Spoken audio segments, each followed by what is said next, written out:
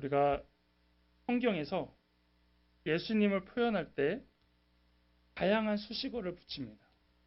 비유를 쓰기도 하는데요. 예언과 환상을 통해서는 예수님의 성품과 그 모습을 비유해서 기록하기도 합니다. 그리고 그것이 가장 많이 기록된 게 바로 이 요한계시록입니다. 오늘 나오는 이 백마탄자도 바로 이 예수 그리스도를 표현한 비유 중 하나, 그리고 그 묘사된 모습 중 하나입니다. 근데 하필 이단들이 이 교주들을 설명할 때 이 백마탄자를 좀 많이 가져다 써요.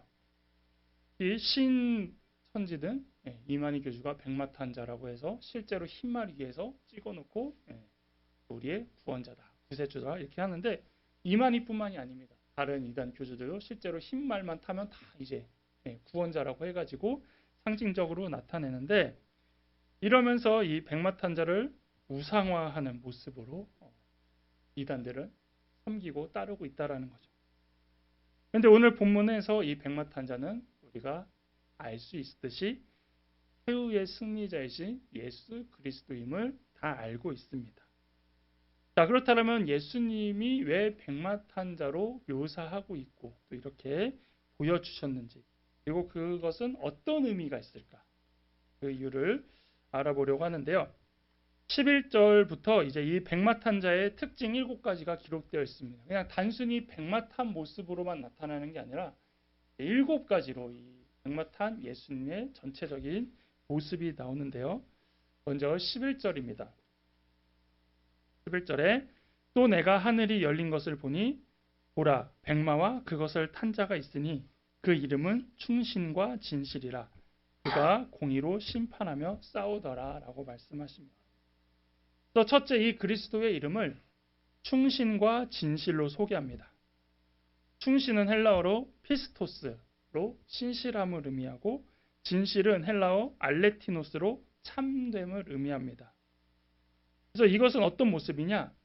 계속 이 앞에 짐승이 다스렸던 그 세계를 우리가 계속 교차해서 생각하셔야 돼요. 그래서 이 앞에는 어떤 상황이었습니까? 세상이 짐승이 미혹하는 불신과 거짓으로 가득한 세상에서 그와 반대되는 의미로 충신과 진실의 모습이 나타나고 있다는 것이죠. 그리고 실제로 예수님은 이 충신과 진실의 모습을 보여주셨습니다. 그의 공생애를 통하여서, 그리고 십자가까지 달려 돌아가실 때 예수님의 성품에 진실과 신실함이 그대로 담겨 있었다는 것이죠. 그리고 이 요한계시록에서 예수님의 말씀이 또한 신실하고 참되다라고 강조를 하고 있는데요. 그것은 이제 이후에 21장 5절과 22장 6절에서 증언하고 있습니다. 그래서 예수님께서 이렇게 심판하시고 다시 오심은 변함없는 약속이고, 그리고 예수님은 변치 않는 분이라는 것을 이 모습을 통하여서 선포하고 있는 것이죠. 다음으로 이제 둘째로 이 백마탄 그리스도는 공의로 심판하여 싸우십니다. 그리스도를 의로우시다, 의롭다라고 표현할 때에 이것은 그의 행하심이 옳을 뿐 아니라 그 자신이 옳은 것의 기준이 되심을 의미합니다. 그러니까 우리도 어떤 것을 판단할 때 옳다, 그르다라고 판단을 하잖아요. 그럼 그것은 기준이 있다라는 거예요. 그래서 그 기준에 비쳤을 때 옳다, 그 기준에 안 맞으면 그르다 이렇게 표현할 때 우리는 옳다 그르다를 그렇게 표현했다면, 예수님은 그 자체가 옳으시고 예수님이 하시는 모든 게 옳다라는 걸 여기서 말씀하고 있다라는 것이죠. 특별히 이제 우리가 많이 표현하는 가운데 하나님의 의가 갖고 있는 관계적인 표현으로 우리가 공의라는 단어를 이제 쓰고 있는데, 그것은 그리스도는 그의 의로 세상의 불의와 거짓을 가져오는 용과 짐승의 무리와 싸우시고 이들을 공의로 심판하신다. 그래서 예수님이 하시는 모든 것은 의로우시고 공의롭다라는 기준은 예수님으로부터 시작되고 예수님이 기준이다라고 표현을 하고 있는 것입니다. 그래서 여기서 이제 공의로 심판하신다는 건 예수님 스스로가 싸우시는 그 자체가 공의로운 거다라고 볼 수 있다라는 것이죠. 그리고 세 번째로 12절에 그 눈은 불꽃 같고 그 머리에는 많은 관들이 있고 또 그 이름 쓴 것 하나가 있으니 자기밖에 아는 자가 없고라고 해서 그리스도의 눈은 불꽃 같다라는 표현이 있습니다.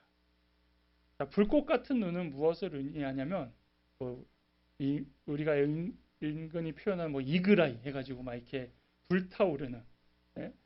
그렇게 볼 수 있는데 이것은 어떤 의미냐면 모든 것을 꿰뚫어 보시고 분별하시는 통찰력을 의미하는 겁니다. 예수님은 그런 눈을 갖고 계신 분이다라는 걸 이렇게 묘사하고 있는 것이죠. 그리고 이런 예수님의 모습은 다니엘서에 세마포 옷을 입은 인자 같은 이의 모습에서도 등장합니다. 거기서 인자 같은 이가 불꽃 같은 눈을 갖고 있고 이렇게 모든 것을 통찰하고 계시고 분별하시는 눈으로 비유하고 있다는 것이죠. 근데 이런 예수님, 그리스도의 눈은 결국 무엇을 보고 계시냐면 사람의 뜻과 마음을 살피신다라는 것입니다. 우리의 마음을 잘 아시고 우리의 진실이 무엇인지 보실 수 있는 눈을 갖고 있다라는 것. 그리고 네 번째로 그리스도의 머리에는 많은 관들이 있다라고 표현되어 있습니다. 물론 이 관들을 어떻게 썼는지 모르겠어요. 막 여러 거 겹쳐 썼는지 막 어떻게 쌓아 올렸는지 모르겠지만 신약 성경에는 두 가지 관이 등장합니다. 이게 계시록 처음 할 때도 한번 생명의 멸류관 할 때 언급됐던 부분인데 하나는 경기에서 승리하거나 훌륭한 공적을 남긴 자의 영예를 수여하는 이 승리의 멸류관, 헬라어로 스테파노스고요. 또 하나는 이제 통치자의 왕권을 나타내는 왕관인 헬라어 디아데마의 왕입니다. 자, 여기서 그렇다면 우리가 일반적으로 말하는 왕관은 이 첫 번째 승리자의 관, 지금으로 말하면 메달이 될 수 있는 것이고 상이 될 수 있는 이런 부분이 있는 것입니다. 그리고 통치자의 왕권은 말 그대로 왕만 쓸 수 있는 관. 근데 이게 이제 성경에서는 이제 관 또는 이제 왕관으로 표현되고 있는데 조금 내용이 다르죠. 어떤 왕관을 썼냐에 따라서 조금씩 다릅니다. 그리고 이 왕관은 요한계시록에서만 12장 3절, 13장 1절, 19장 12절에 세 번 등장하고 왕관을 쓴 자는 그리스도를 제외하고 용과 짐승도 왕관을 썼어요. 과거에. 근데 이제 이들은 어떻게 썼냐? 용은 7왕관을 썼고 짐승은 10개의 왕관을 썼었습니다. 근데 이것은 무엇을 의미하냐? 7개의 관을 쓰고 10개의 관을 쓰고 지금 이 백마탄자는 많은 관을 써서 관을 많은 쓴 사람이 더 많은 것을 갖고 있고 능력이 있구나라고 이해하기보다는 용과 짐승의 왕권은 제한적이 있다라는 거예요. 그러니까 7개, 10개라는 그런 제한이 있지만 그리고 이 그리스도의 왕권은 이제 영원무궁하다라는 것을 이 왕관의 수를 통해서 표현하고 있고요. 그 이유는 무엇이냐? 용과 짐승의 왕권은 시간적 제한이 있다라는 거예요. 그래서 이들은 언제까지 왕 노릇을 하죠? 일명 42달 동안 이제 왕 노릇을 하고 그리고 유효하고 제한적인 걸 표현하기 위해서 7개를 썼다, 10개를 썼다라고 표현하는 것이고 예수님이 쓰신 왕관은 무엇입니까? 이 지금 백마탄자가 쓴 왕관은 제한도 없고 공간을 초월하는 왕관이다. 그러니까 완전히 같은 관이라고 표현되어 있고 또 그런 모습일지라도 전혀 다른 의미의 관을 가지고 있다는 것을 볼 수 있다는 거죠. 즉 비교 대상이 되지 않는 그런 존재가 백마를 타고 왔다라는 겁니다. 그래서 이렇게 많은 왕관을 쓰신 그리스도는 영원무궁토록 온 땅과 만물을 통치하기에 16장 말씀처럼 만왕의 왕이요 만주의 주라 칭함을 받을 수 있다라는 겁니다. 그러니까 우리는 똑같은 왕관을 쓰고 또 어떠한 관의 수를 보면은 똑같이 칭송을 하고 우리와 뭐가 다르다라고 생각해서 경배할 수 있지만 급이 다르다라는 거죠. 속히. 그래서 진정한 만왕의 왕과 진정한 만주의 주는 많은 관을 쓴 백마탄 자다라면서 표현하고 있는 것입니다. 자, 그리고 이제 다섯 번째로 그리스도에게는 이름 쓴 것 하나가 있는데 자기밖에 아는 자가 없다라고 말합니다. 자, 이 이름은 그리스도의 새 이름으로서 그리스도께서 새하늘과 새 땅의 절대적 주권자 되심과 관계된 이름으로 그냥 해석이 되고 있습니다. 자, 여기서 이제 그리스도의 이름이 감추어져 있다라고 표현되고 있는데 이것은 무엇이냐면 이제 다른 사람이 모르게 일부러 이게 이름을 감추거나 이런 것이 아니라 그리스도가 인간에게 경험적으로 자신의 성품에 대한 참된 이해를 갖도록 하는데 절대적인 주권을 갖고 계신다는 점을 의미합니다. 좀 어려운 표현이죠. 이건 무슨 얘기냐? 우리가 다른 사람들에게 예수님을 설명할 때 그 사람들은 이 예수님을 머리로만 이해한다라는 거죠. 일명 뭐 복음을 전할 때도 그렇죠? 그런데 여러분 솔직히 얘기해서 예수님을 머리로만 받아들이셨나요? 아니죠. 일명 만났다고 표현하고 거듭났다고 표현하고 영접했다고 할 때 그게 어떤 뭐 마음이 됐던지 어떠한 현상이 됐던지 그러면서 우리는 뭐 어떻게 깨닫냐면 아 이걸 예수님이 하셨구나. 아 이게 예수님이 함께 하시는구나. 그러면서 예수님을 알아간다라는 겁니다. 그런데 믿지 않는 사람들은 그거를 모른다라는 거죠. 그래서 그들은 뭐 우연이라고 표현하든지 뭐 조상이 뭐 도와준다 이렇게 표현하는 거. 그걸 이렇게 이건 이 구절에서는 이렇게 표현하고 있는 거예요. 그래서 예수의 감춰진 부분은 그거를 경험한 사람은 알지만 경험하지 못하는 사람은 알지 못한다라고 표현하는 게 지금 이렇게 표현하고 있다라는 것이죠. 그래서 이 이름의 의미는 감추어진 비밀로 그리스도께서 실제로 재림하실 때에야 사람들에게 밝혀지게 되는 거예요. 그래서 마지막 때에 종말이 돼서야 그때는 이제 믿는 사람, 믿지 않는 사람 모두가 예수님의 존재를 알게 된다라는 걸 이 구절에서는 보여주고 있다라는 것이죠. 그래서 아무리 그리스도라고 알려주고 예수님이 하신 거라도 표현해도 자기밖에 아는 자가 없다. 즉 예수님을 경험하고 아는 사람만 그분이 예수님인 걸 안다라는 걸 표현하고 있습니다. 다음 이제 13절에서는 또 그가 피 뿌린 옷을 입었는데 그 이름은 하나님의 말씀이라 칭하더라라고 말합니다. 그래서 이제 여섯 번째로 그리스도는 이 백마탄 그리스도는 피 뿌린 옷을 입고 있습니다. 말은 멋진 백마를 탔는데 옷에 피가 뿌려져 있어요. 뭔가 조금 언밸런스하고 그러죠. 자, 근데 이 뿌렸다라고 해석한 것은 헬라어 원어로 밥토입니다.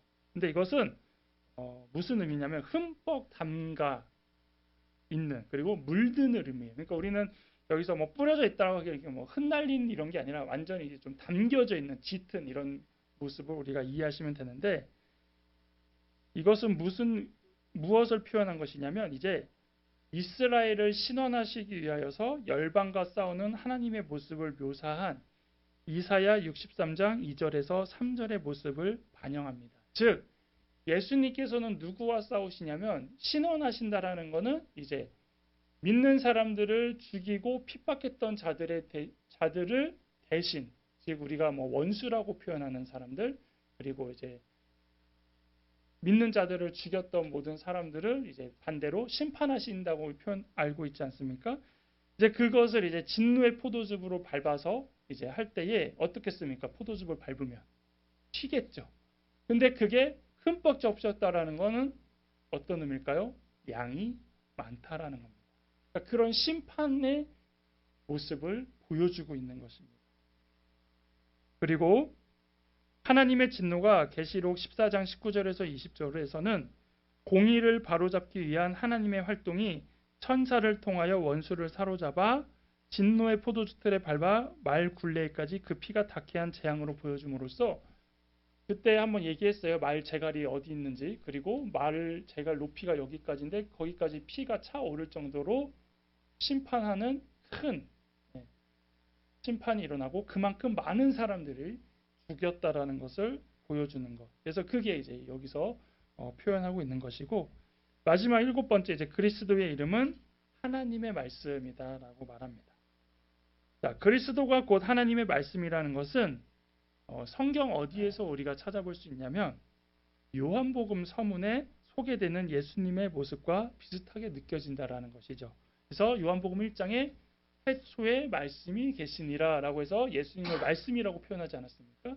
그래서 여기서 이제 이 부분이 그거와 비슷하게 볼 수 있는데 조금 다른 건 뭐냐면 거기서 말하는 요한복음에서의 말씀은 성육신하신 말씀을 표현하는 것이에요.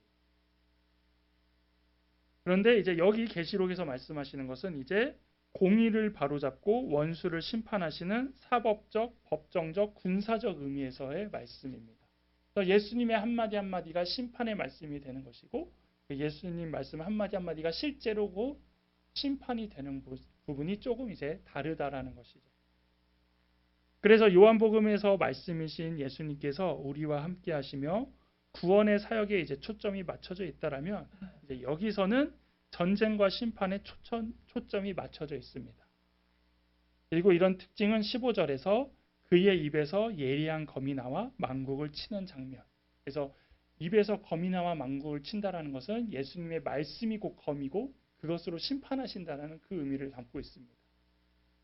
그래서 이렇게 백마 탄 자의 모습은 단순히 그냥 백마에 탄 예수님의 모습이 아니라 그 안에 모든 심판의 모습 그리고 공의와 하나님의 뜻이 담긴 모든 모습이 이렇게 표현되어 있다라는 것이죠.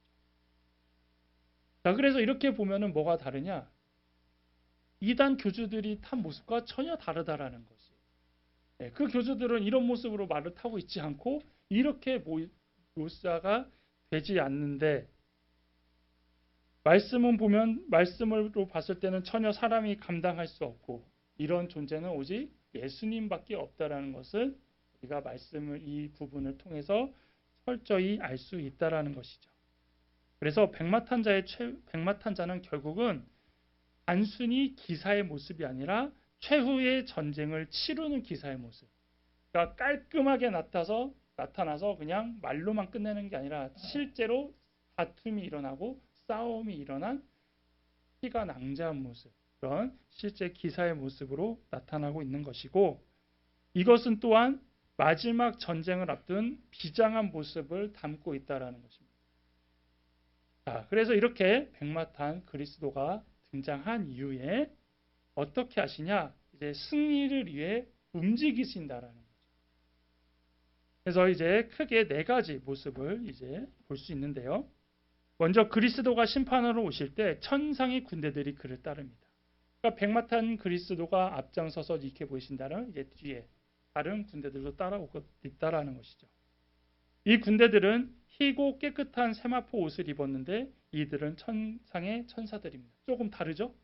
아까 백마탄 자는 무슨 옷을 입었다고요? 빨간 피가 흩뿌린 모습의 옷을 입었다라면 지금 천사들은 새하얀 세마포를 입었습니다. 자, 그런데 이들이 이제 단순히 이 천상의 천사들만 의미하는 게 아니라 한편으로는 성도들도 포함될 수 있다고 봅니다. 왜냐? 땅에서 속량함을 받은 천상의 순결한 성도들도 어린 양의 인도를 따르기 때문입니다. 그래서 백마탄 그리스도를 따르는 이들은 모두 그리스도를 따라 승리함을 보여준다는 거죠. 그러니까 예수님 편에 서서 최후의 승리를 같이 맛보는 위치에 있다라는 걸 이 부분을 통해서 알 수 있습니다. 두 번째로 이제 15절에 보면 그리스도의 입에서 예리한 검이 나와 그것으로 만국을 치고 이들을 철장으로 다스립니다. 심판이 시작된 거겠죠. 그래서 그리스도의 입에서 나오는 예리한 검으로 불법한 자를 멸하십니다.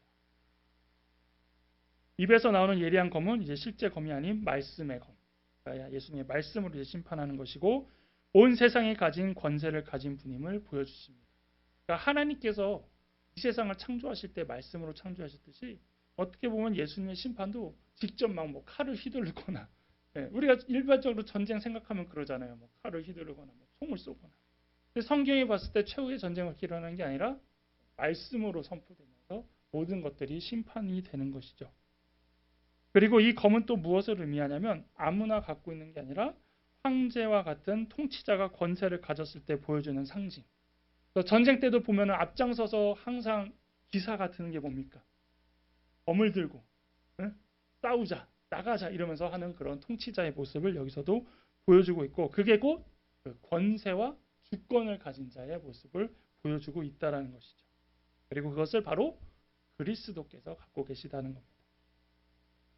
세 번째로 그리스도는 하나님의 이제 맹렬한 진노의 포도주 틀을 밟으실 겁니다.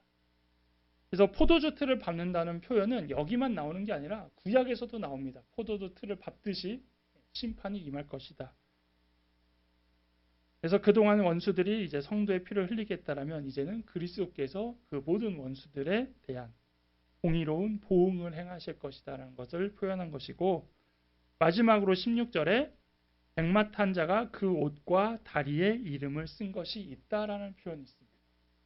자, 이것을 상상해 보면은 옷과 다리에 이름을 썼다라는 것인데, 이 모습은 고대 근동의 전사의 모습을 따온 것이라고 합니다. 그 당시 전사들은 다리에 검을 맸대요. 그리고 그 검이 매여 있는 곳에 옷자락을 늘어뜨려서 그 검을 가렸답니다. 근데 거기에 이제 뭐라고 써 있냐? 만왕의 왕이요 만주의 주라는 이름이 기록되어 있는데, 고대 근동에서 바벨론, 페르시아 등 제국의 통치자들에게 돌려졌던 칭호가 바로 이런 칭호였다라는 거예요. 그들에게도 이런 칭호의 검과 어떤 색임이 있었다라는 것이고, 또 헬라 로마 시대 때는 제우스를 만왕의 왕이라고 불렀어요. 그러니까 우리는 현재 예수님만, 그리고 하나님만 만왕의 왕이요 만주의 주라고 했지만, 실제로 그 당시에는 황제들도 신과 같은 존재였기 때문에 황제에게도 만주의 주요 만왕의 왕이라고 표현했기 때문에 그들도 이제 그런 것을 검에 새겼던 것이죠. 이제 그런 것을 이제 그리스도도 동일하게 이렇게 한 것을 지금 계시록에서는 그 현실적인 모습을 통해서 기록한 것인데, 하지만 백마탄 자도 이 만왕의 왕이요 만주의 주라는 이름은 보이지 않습니다. 이렇게 감추어져 있는데, 언제 이제 그 이름이 나타나냐? 검을 뽑을 때겠죠. 근데 그 검을 언제 뽑습니까? 바로 심판의 때. 이 검을 뽑는다라는 거예요. 그래서 이것은 불신자에게는 감추어지지만 신자들에게는 알려진 이름이 되는 것이고, 불신자들은 심판의 때가 돼서야 이제 그분이 그리스도임을 알지만, 그들이 미워하고 핍박했던 예수가 만주의 주 만왕의 왕임을 이제 본격적으로 알 때가 바로 그때라는 것입니다. 이렇게 볼 때에 지금 모습을 한번 볼 때 보면은, 지금도 세상은 교회와 성도들을 향하여서 누가 능히 나와 더불어 싸울 수 있냐라는 모습으로 항상 달려든다라는 것이죠. 그래서 뭐 하나님을 믿느니 나를 믿어라 이러면서 뭐 이렇게 그렇게 속칭 좀 덤비는 사람도 있고 교만한 사람도 있고, 다른 건 다 믿어도 뭐 예수는 안 믿는다 이러면서 이렇게 뭐 예수님을 비아냥거리는 사람들도 있고, 그래서 그런 다양한 모습으로 우리는 도전을 받고 있다라는 것이죠. 특히 무신론자들이 도전하고 있고요, 진화론자들도 도전하고 있습니다. 과학자들도 도전하고 있고 이단들도 도전하고 있습니다. 그러니까 보이지 않게 이 사람들이 자신의 여러 가지 모습으로 교회를 향해 도전하고 있다라는 겁니다. 저도 유튜브를 보니까 이제는 과학적으로 기독교를 까고 있어요. 과학적으로 이제 성경은 기적은 없다. 그리고 아예 해석 자체를 다 바꿔버리고 있더라고요.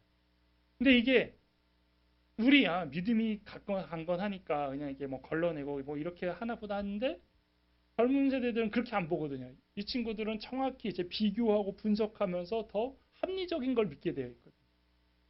이런 모습으로 기독교는 공격당하고 있는데, 이제 이거에 대해서 이제 기독교가 한계를 느끼고 부딪히기 시작하면은 이제 제대로 대처하지 못하니까 우리는 계속 그 도전에 부딪혀야 되는 것이고, 또 어떤 사람들이 도전하나 지식인들이 도전한다라는 거예요. 지식인들, 그리고 안티들이 도전하고 있다라는 거예요. 그러니까 기독교에 대해서 계속 그런 공격과 도전을 하는데, 이것이 이제 점점 발전되어지고 지능적이다 보니까 그 도전이 더 거세지고 있다라는 겁니다.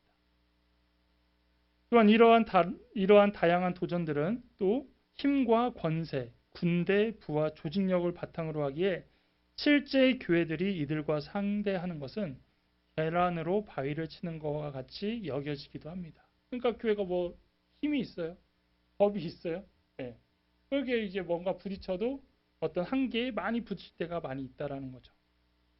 근데 중요한 건 뭐냐면 아직 최후의 심판 마지막 때가 되지 않았다라는 겁니다. 이건 무슨 얘기냐? 많은 공격을 당하고 있지만 우리는 진 게 아니라는 거예요. 뭐 지고 있다라고 이렇게 느낄 수는 있지만 진 게 아니라는 겁니다. 언제 승부가 납니까? 이 백마탄 그리스도께서 오셔야 제대로 그때 이제 승부가 나고, 그 승부에 대한 결정이 된다라는 것이죠. 우리가 예수 그리스도를 소망하는 것은 무엇이냐면 오직 그분만이 사람의 힘으로 어찌할 수 없는 암담한 이 현실을 뚫고 공의로 심판하여 싸우실 수 있는 분이기 때문입니다. 우리가 이런 세상의 다양한 도전을 받지만 그거에 대하여 크게 흔들리지 않는 이유는 무엇입니까? 예수님이 와서 그 사람들에게 어떤 아까 공격했던 내용을 가지고 증명하면서 이렇게 말 그대로 말장난하거나 그러지 않으시겠죠. 진리는 전혀 그거와 다른 거기 때문에 예수님의 그 심판 하나만으로도 그것은 다 무너져 내리는 것이고 우리도 그것을 알고 있기 때문에 이렇게 버티면서 기다리고 있는 것입니다. 그래서 우리는 무엇을 해야 되냐? 오늘 설명된 그리스도의 성품과 행하심을 묵상해야 되는 겁니다. 정말로 예수님이 이렇게 백마탄 모습으로 나타날 때 그 예수님의 모습, 근데 그 예수님의 모습은 이미 예수님의 모든 삶이 담겨 있고 예수님의 모든 약속이 담겨 있지 않습니까? 그 모습들을 보면서 우리는 어떻게 예수님을 기다려야 되고 그리고 우리는 그 예수님을 묵상하면서 어떻게 살아가야 될지 계속 고민해야 된다는 거예요. 그래서 골리앗처럼 누가 능히 나와 더불어 싸울 수 있냐라고 많은 도전을 받을지라도 내가 뒤따르는 백마타신 그리스도라고 우리는 담대히 외칠 수 있다라는 것이죠. 우리가 전면에서 싸우는 게 아니라 지금 우리 앞에서 백마탄 그리스도께서 싸우시고 계시고 그리고 앞으로 그 그리스도께서 싸우실 때에 영원한 승리는 우리가 할 수 있다라는 것. 그리고 그 소망을 가지며 살아갈 때에 우리가 이 말씀이 그냥 단순히 어떤 판타지적인 어떤 상상적인 걸로 끝나는 게 아니라 우리 인생이 항상 승리하는 삶, 우리의 인생이 언제나 기대하는 삶이 될 수 있다는 걸 기억하시면서 오늘 말씀을 가지고 기도하며 나아가도록 하겠습니다.